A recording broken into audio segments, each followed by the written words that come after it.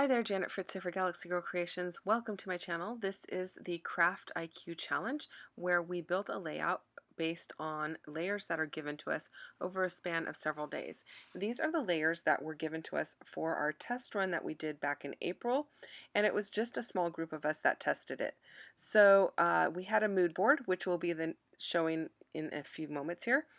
We needed to frame the entire page with colored cardstock. We needed 2 photos, 5 layers behind our photos, and a banner. We needed some sort of handmade embellishment. We were to distress our edges and fold over a corner or cut a notch in 2 sides. We needed to add some florals and some sprinkles with either your choice of mist or sequins or something like that. And then we had to add a title and journaling. So that is quite a long list, but we are given these things over, well, in this case, 6 days, but depends on how many people are actually giving out instructions. We have gone 7 days, and so it's basically over a span of time. Here is the mood board we were given. And so I chose to use this paper from Amy Tangerine's Bold and Brave, and maybe it's Brave and Bold. I'm not sure. It is the new Amy Tangerine one, or the one that came out in the spring.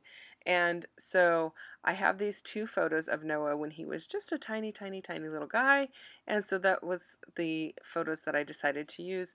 They are like the perfect color to go with this paper. They match it just perfectly. And so they were also photos that I was really interested in using or making sure I used in his album, but I hadn't gotten around to documenting. And so I am going to go ahead and put my layers behind my photo, which was one of the items on the list. And I do need 5 of those, so you're going to see me stack up several sheets of paper behind here.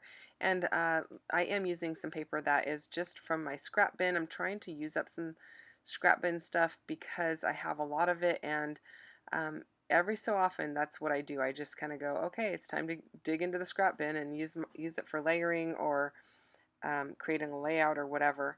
And so this is one of those times. And then you did see me cut off the edges of my paper there because I am going to back it with colored cardstock, and that is a tough one for me. Aside from black cardstock or white, I don't really use colored cardstock. I suppose black would have fit the bill as colored cardstock, but in this case I did actually go into the bin of colored cardstock that is at my mom's house, and I found a teal piece that worked really well. And so that's what I will end up using as you see in the video here. So I'm still working on layering up some of the paper behind my photos. Those last couple pieces of paper were from the Buenos Dias collection from Obed Marshall. And I have the 6x8 paper pad. And I just have like 1 or 2 other sheets from that collection in 12x12. But I do have the 6x8, and I thought that would work well, because in the mood board there was not only the teal or aqua colors, but there were peachy colors as well, and so his collection has both of those colors in it.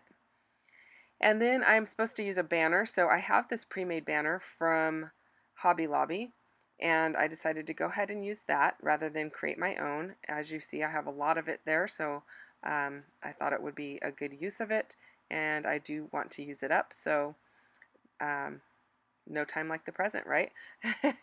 And then I'm distressing my edges. I am not working at home in this video, and so I do use just my scissors to distress the edges rather than using like the distressing tool.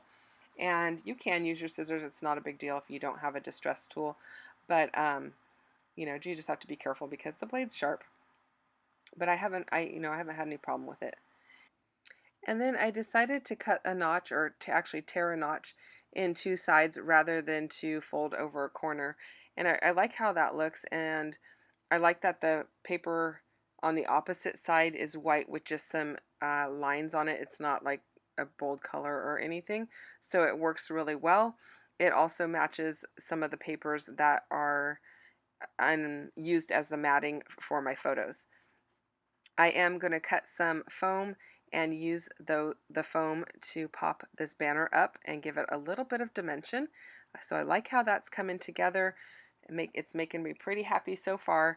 I'm going to use that torn edge as kind of like the anchor point for that banner, and then it's going to obviously bridge over to the photograph.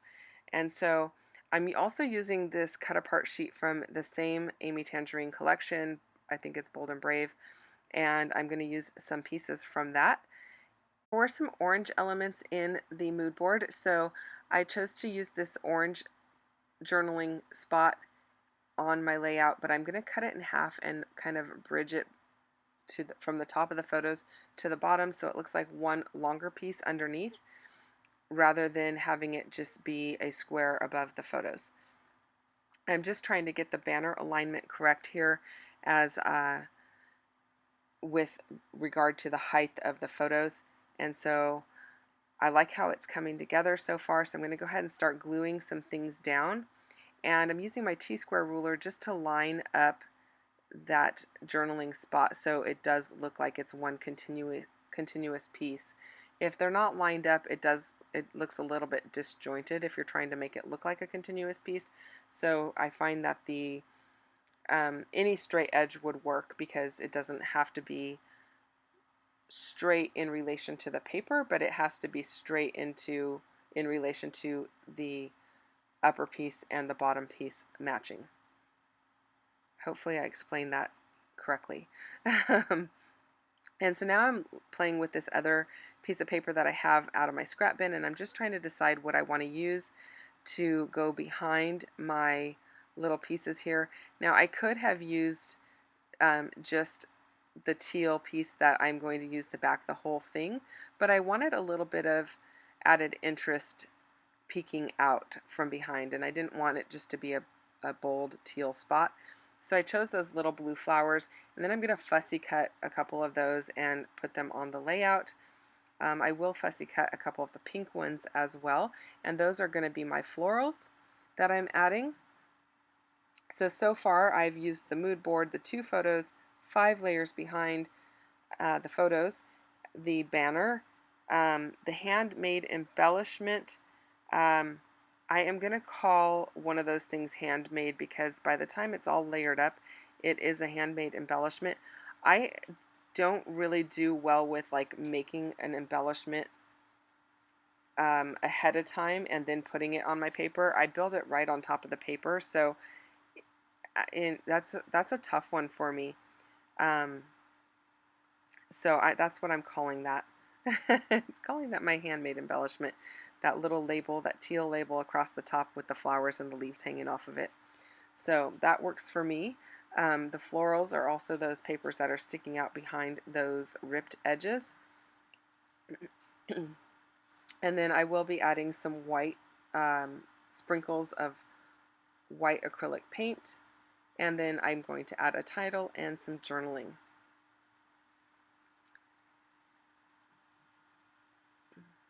I'm just using my Nuvo Deluxe adhesive to hold everything down. This is like my favorite liquid glue. It dries clear and matte, and you are able to erase it off of the paper if you get a little bit on there and you let it dry completely. An adhesive eraser will allow you to erase the majority of it off, as long as you're gentle with it.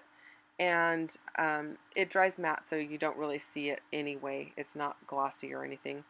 And there's my paper that I am backing the entire thing with. I really like how it's the same color as the label at the top of that first photo on the left hand side, and it just brings those colors together. And then my title is going to be Tiny Guy because, well, he was a tiny guy in these photos.